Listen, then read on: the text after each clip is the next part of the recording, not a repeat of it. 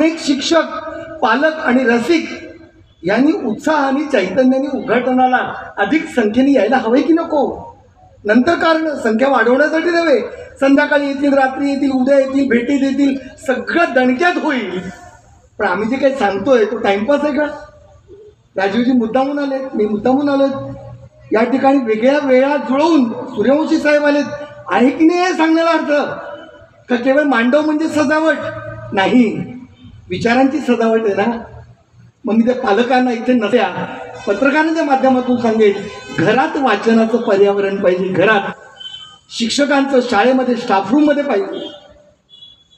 तुम्हाला इथे ओघाने सांगेन जाताना, माझं भाग्य हे की वाचणारे शिक्षक मी इतके पाहिले, त्यांची नावं मी सांगितल्यानंतर ही ज्येष्ठ पिढी आहे ती सतारेल आणि इथली व्यासपीठावरची पिढी मंतरून जाईल.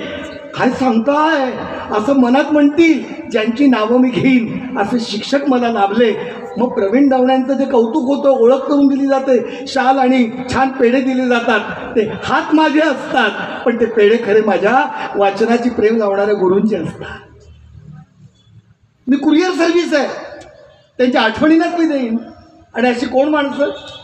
श्रीजी डॉक्टर सरोजिनी वैद्य, ललित लेखिका, उत्तम समीक्षक, MA ला होत्या.